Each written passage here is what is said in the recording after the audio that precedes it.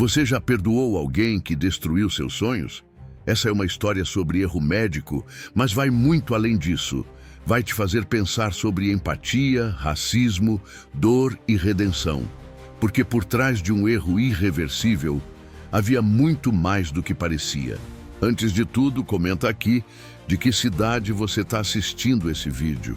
E me diz, você seria capaz de perdoar alguém que destruiu sua vida por engano?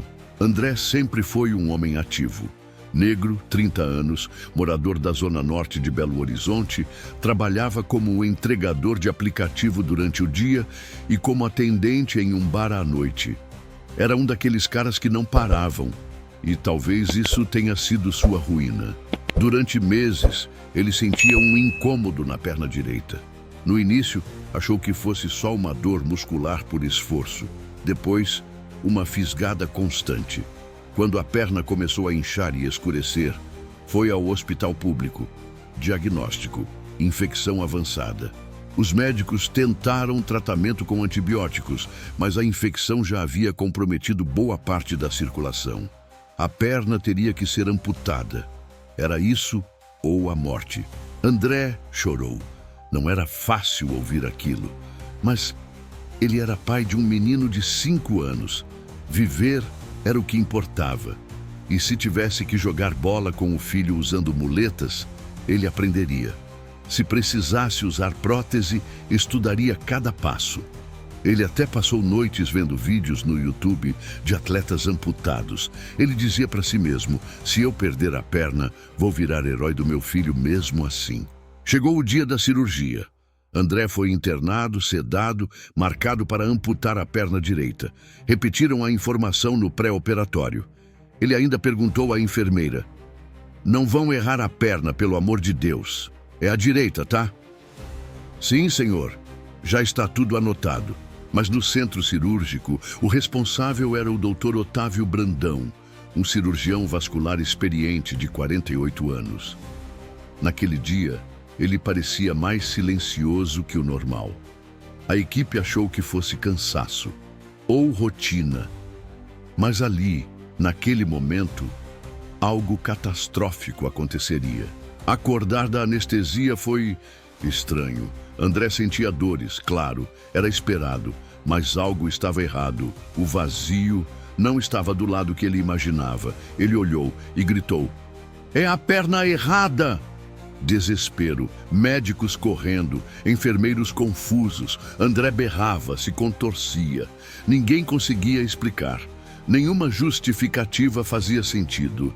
Dias depois, o diretor do hospital compareceu. Olhar baixo, palavras medidas. Houve um erro irreparável. Estamos investigando. Nos desculpe. Mas era tarde. A perna saudável de André tinha sido amputada e a infectada ainda estava lá, comprometida, precisando também ser retirada. Ou seja, ele se tornaria cadeirante para o resto da vida. André entrou em choque. Ele tinha planos, sonhos, um filho para correr junto. Tudo foi arrancado em questão de horas. E o mais cruel é que a dor não era só física. André passou semanas no hospital. Dessa vez, no quarto de um cadeirante. A perna esquerda, a doente, foi amputada pouco tempo depois. Agora, ele dependia de cadeira de rodas. O que antes era uma amputação por necessidade, virou um erro médico que dobrou a tragédia. E o pior é que a explicação não vinha. O hospital fez uma nota fria, dizendo que o médico havia se confundido durante a execução do procedimento, que era uma falha humana. Mas para André, isso era pouco, inaceitável, insultante. Ele começou a se perguntar, como alguém confunde o lado de uma amputação? Como um médico experiente faz isso? Ele nem conferiu a ficha? Foi quando os comentários começaram a surgir. Baixos, abafados, mas circulando pelos corredores. Alguns enfermeiros diziam que o Dr. Otávio não havia sequer conferido o prontuário de André. Outros diziam que ele só olhou o paciente e decidiu. Como se fosse apenas mais um corpo anestesiado numa maca. Como se o homem negro diante dele fosse invisível. Um deles confidenciou a André. Teve gente dizendo que ele te confundiu com um morador de rua que ficava na frente do hospital. André gelou. Ele conhecia o rapaz. Um homem negro, também magro, com barba por fazer. Dormia no banco do ponto de ônibus quase todo dia. Mas ele era um pai, um trabalhador, um homem com documentos, tinha ficha médica. Como alguém poderia confundir? A resposta parecia mais cruel do que um engano. Ele não se importou em verificar. Para o médico, bastava o corpo anestesiado, bastava a cor da pele, bastava estar ali. E aí surgiu a pior das versões. A que mexeu até com a equipe médica. Dizem que o médico achava que aquele morador de rua tinha mexido com a filha dele, uma menina de 15 anos. Ele jurava que era você. André tremeu. Como assim? Ele achou que eu mexi com a filha dele? Ele me confundiu com alguém e resolveu se vingar? Nada era confirmado. Tudo eram boatos. Mas para André, aquilo fazia mais sentido do que um erro humano. E você? Acredita que foi um erro ou acha que houve algo mais? André não era um homem de ódio, mas agora estava mergulhado nele. Chorava toda noite, não pela cadeira de rodas, mas pelo descaso, pela injustiça, pela possibilidade de que alguém tenha decidido mutilá-lo por uma confusão, um preconceito ou pura vingança. Ele pensava no filho, em como ele perguntaria um dia: "Papai, por que você perdeu as 2 pernas?" E o que ele responderia: "Porque um homem me olhou e só enxergou um lixo deitado numa maca." Dias depois, uma nova enfermeira, que não conhecia André, puxou conversa com ele no corredor. Ela olhou para ele com um pesar estranho e disse: ele não devia nem ter entrado naquela sala de cirurgia. André franziu a testa. Ele quem? O doutor Otávio, o médico que, né? O que tem ele? A enfermeira hesitou, mas acabou dizendo: ele perdeu o filho, um menino de 4 anos, mês passado. André ficou mudo. A mulher continuou: câncer no cérebro, fulminante. Descobriram tarde demais. Ele entrou em colapso quando a criança morreu. O hospital disse para ele tirar uma licença, ficar longe do centro cirúrgico, mas ele não quis. Disse que precisava continuar, que não aguentava ficar parado, que não queria pensar.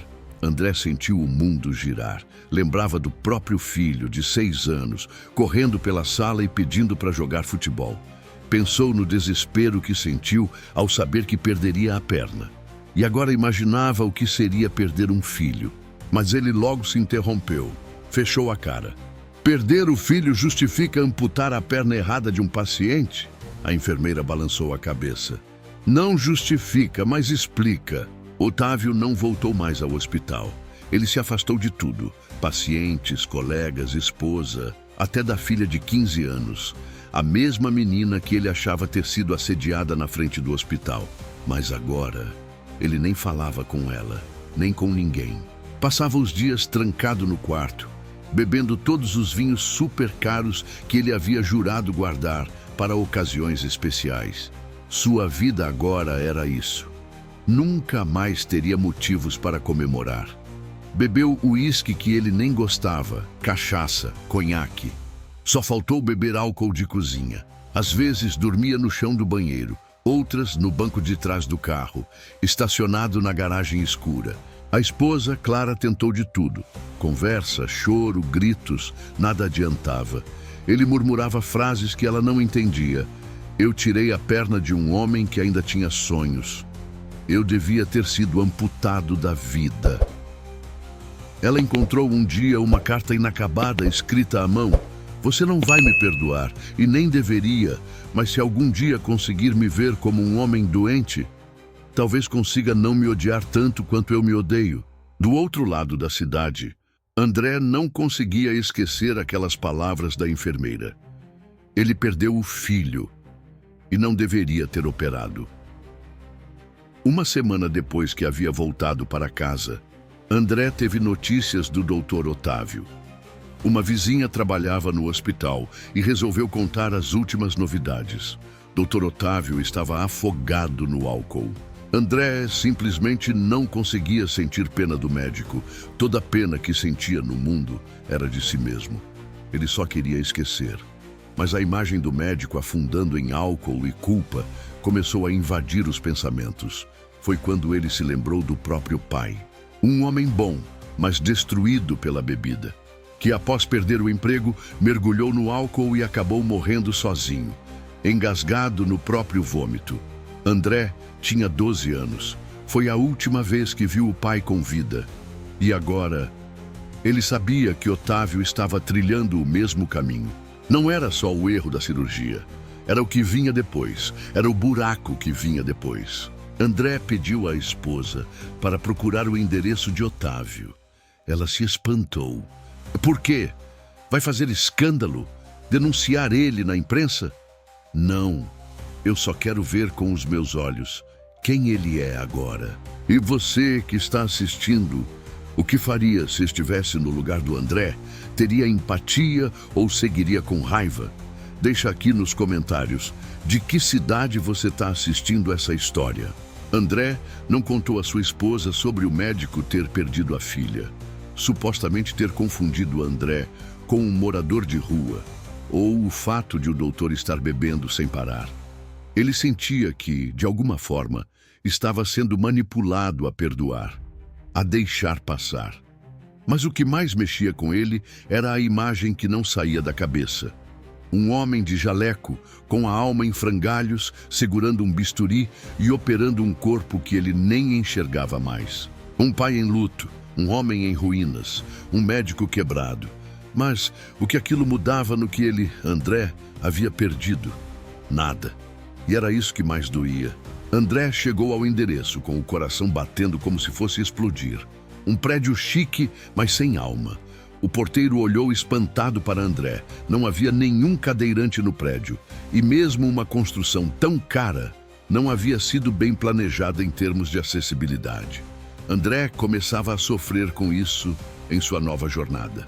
Subiu de cadeira pelas rampas improvisadas para pegar o elevador. Chegou suado. A dor física servia de anestesia para a dor da alma. Bateu na porta. Nada. Bateu de novo. Quando a porta finalmente se abriu, era Clara quem atendia. Os olhos vermelhos. Ele não recebe ninguém. Nem eu. André, calmo. Eu preciso ver ele, só por 2 minutos. Ela hesitou. E talvez por cansaço, talvez por esperança, deixou ele entrar. O apartamento estava escuro. Em nada parecia um lar decorado com tudo o que há de melhor na arquitetura. Não parecia que um médico rico e bem renomado morava ali. Havia cheiro de mofo e bebida forte, cortinas fechadas, garrafas espalhadas.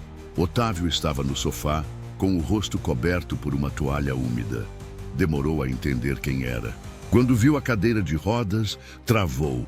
Você... Silêncio. Até que André falou. Eu não vim aqui para perdoar você, porque eu ainda não consigo. Otávio baixou a cabeça. Não disse nada. André respirou fundo, a voz embargada. Mas eu não quero ser consumido por você, nem pela raiva. Isso não vai me devolver a minha perna, nem seu filho. Silêncio. Me disseram que você está bebendo sem parar, que largou tudo. Otávio chorou sem fazer barulho. André continuou. Eu perdi meu pai para o álcool. Ele afundou e ninguém conseguiu puxar ele de volta. E sabe o que eu me perguntava quando criança? Por que ninguém fez nada? Olhou nos olhos do médico. Agora é minha vez de fazer alguma coisa. E eu só vou começar a pensar em te perdoar se você parar de beber. Otávio pareceu quebrar por dentro. Eu não consigo. E você tem uma filha e uma esposa que ainda está aqui. Isso é mais do que eu tive. Faz por elas, porque meu perdão não vai salvar sua vida. Mas você pode. Se fosse você no lugar do André, teria feito a mesma coisa? Ou teria deixado a justiça falar mais alto que qualquer empatia? Me conta nos comentários. André saiu do apartamento em silêncio. Não havia reconciliação, nem abraço, nem lágrimas em conjunto. Mas, pela primeira vez em muito tempo, havia um limite traçado entre justiça e vingança. Otávio nunca mais voltou a operar, mas se internou para tratar o alcoolismo. André passou a treinar basquete em cadeira de rodas e começou um pequeno canal ensinando pais cadeirantes a brincar com seus filhos. Não se tornaram amigos, não se perdoaram plenamente, mas, de alguma forma, sobreviveram um ao outro.